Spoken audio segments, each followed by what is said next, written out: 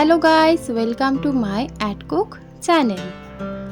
যেহেতু গরমকাল আর মাছের ডিম বাজারে অনেক পাওয়া যায়, তাই মাছের ডিম দিয়ে একটা দারুণ স্বাদের আপনারা পকোড়া বলতে পারেন বা বড়া বলতে পারেন, খেতে খুবই সুস্বাদু হয়। বানিয়ে নেওয়া যাক এই রেসিপি। তো আমি সহজ অ্যান্ড সিম্পলভাবে খুবই সহজভাবে আপনাদের দেখাবো।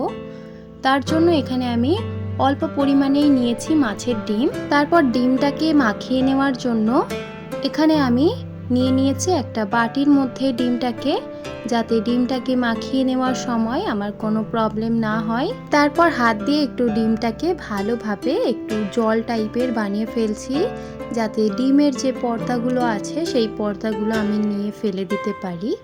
আর চাইলে আপনারা পর্দাগুলো ডিমের মধ্যে রাখতেও পারেন, কারণ পর্দা অনেকে খায়।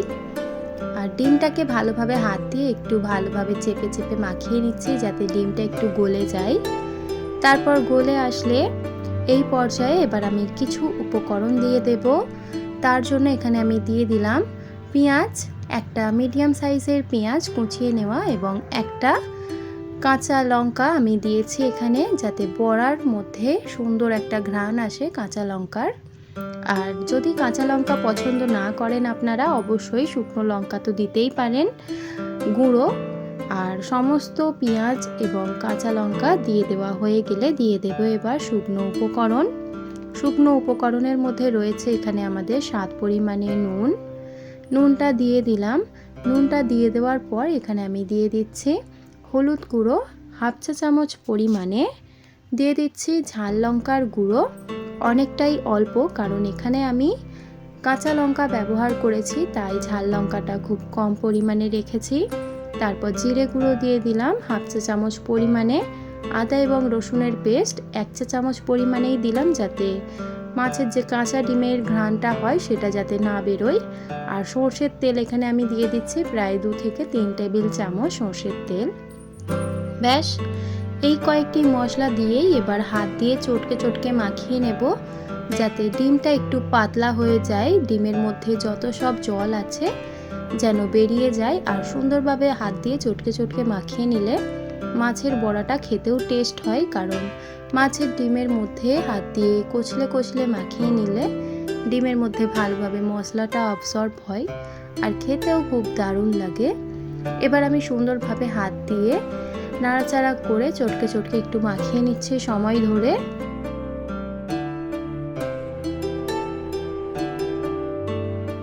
সুন্দরভাবে সময় ধরে মাখিয়ে নেওয়ার পর মাছ থেকে কিন্তু জল বেরিয়ে এসেছে, মাছের ডিম থেকে।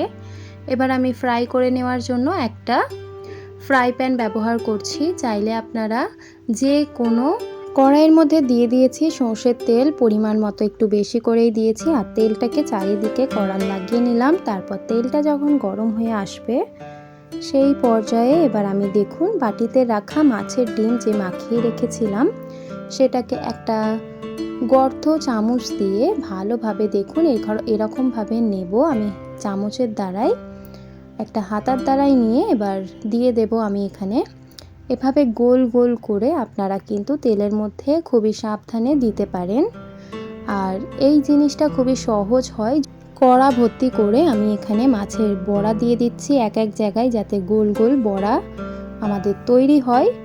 আর দিতে গিয়ে একটাই শুধু শেপ নষ্ট হয়ে গেছিলো, কিন্তু ভালোভাবে গোল গোল করে দেওয়ার চেষ্টা করবেন। সমস্ত মাছের ডিমটা এবার লো টু মিডিয়াম ফ্লেমের মধ্যে রেখে ভালোভাবে ভেজে নেব। একটু লালচে ব্রাউন হয়ে আসলেই কিন্তু এটা ভালোভাবে ফ্রাই করে নেওয়া হয়ে যাবে।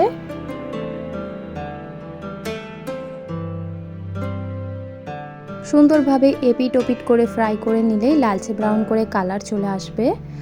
আর যেহেতু আমি পাতলা করে দিয়েছিলাম তাই ভিতরটাও কিন্তু পুরোপুরি ফ্রাই হয়ে গেছে। দেখুন কত সুন্দর দেখতে, লোভনীয় লাগছে।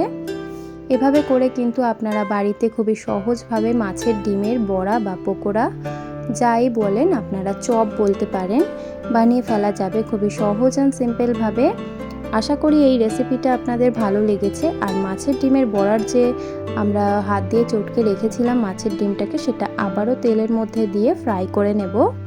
যদি এই ভিডিওটা ভালো লেগে থাকে আপনাদের, তাহলে অবশ্যই লাইক শেয়ার অ্যান্ড সাবস্ক্রাইব করে দেবেন। যদি আমার চ্যানেলে আপনারা নতুন হয়ে থাকেন অবশ্যই চ্যানেলটিকে সাবস্ক্রাইব করে আমার পাশে থাকবেন। আশা করি আপনারা আমাকে অনেক অনেক অনেক সাপোর্ট দেবেন। আর আজকের এই ভিডিওটা যদি ভালো লেগে থাকে কমেন্ট বক্সে জানাতে ভুলবেন না যে ভিডিওটা আপনাদের কেমন লাগলো।